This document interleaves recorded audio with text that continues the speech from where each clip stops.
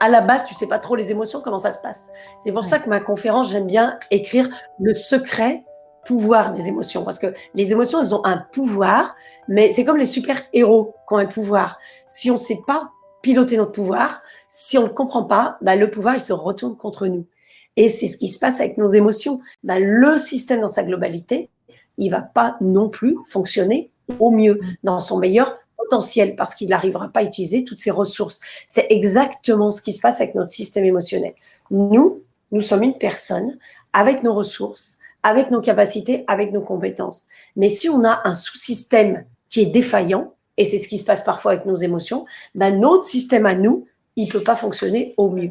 Je crois que de toute façon, mon ado, il n'a pas du tout envie de discuter avec moi. Si je suis sur ces schémas-là de défaillance émotionnelle, eh bien du coup, je n'arriverai pas à donner le meilleur de moi quand je vais essayer de faire quelque chose de différent.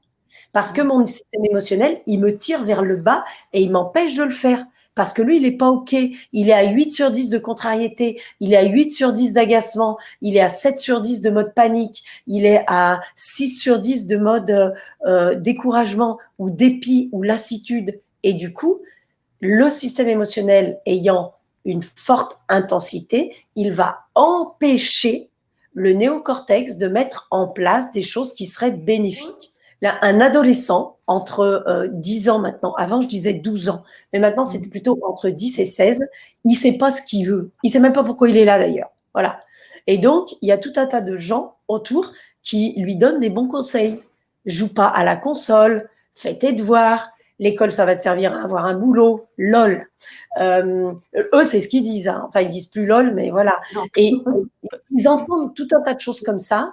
C'est que émotionnellement, donc notre cerveau jaune, celui qui marque tout ce qui se passe émotionnellement pour nous, quand on est adulte, eh bien, on a tout un tas de fichiers qui ont été imprimés dans ce cerveau, parce qu'à chaque fois que vous vivez une expérience, eh bien, vous avez une empreinte émotionnelle qui est reliée directement à cette expérience, ce qui signifie qu'il n'y a pas plus factuel que nos états émotionnels. Mais des fois, on imagine, en tout cas dans les gens que j'entends autour de moi, que les émotions, c'est un espèce de truc qui vient de...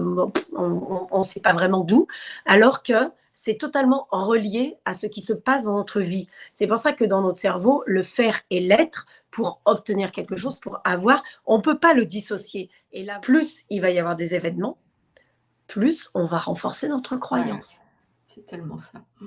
Parce que nos croyances créent nos réalités. Et si on part avec quelque chose de négatif sur quelqu'un, il n'y a aucune chance que ça devienne positif. Et même la personne, si d'un seul coup elle fait quelque chose qui pourrait nous plaire chez quelqu'un d'autre, on est tellement émotionnellement ancré sur du négatif qu'on ne va pas voir le positif. Et je vous prends cet exemple parce que c'est ce qui se passe avec nos enfants. Et l'intelligence émotionnelle, c'est donc la capacité qu'on va avoir à aller éclaircir, mettre de la lumière sur ces expériences qu'ont laissé tel ou tel type d'empreinte émotionnelle pour pouvoir déboulonner le système et le transformer pour aller vers quelque chose de plus grand, de plus ouvert, de plus favorable. Mais ça nous montre à quel point l'emprise de notre empreinte émotionnelle, elle nous enferme dans une prison dorée, qui est notre système émotionnel, qui est un pouvoir qui garde très secrètement ses atouts parce qu'on n'a pas appris à cultiver ce pouvoir-là. Et l'intelligence émotionnelle nous emmène à cet endroit-là. Et pas seulement à dire « Ah, gérer mes émotions et tout ». Non, non. Pour gérer tes émotions, il va falloir que tu les identifies. Il se passe quoi pour toi exactement? Et c'est relié à quelle expérience? Il va falloir les exprimer. Il va falloir les comprendre. Et seulement après, on va être en capacité de les gérer. Nous, dans notre posture de parents adultes, déjà, on a tout le bazar de l'enfant, l'ado, le bébé, le jeune âge. Enfin, tous ces bazars-là, ils sont tous en nous. Hein. Il n'y a pas que l'enfant en nous, hein. Il y a tout le monde. Et tous ces âges-là ont vécu des expériences, qui ont laissé des empreintes émotionnelles, qui ont créé des croyances. Et ce que nous renvoient nos enfants et la manière dont on reçoit ce qu'ils nous envoient, eh bien, c'est collé à tous ces fichiers-là.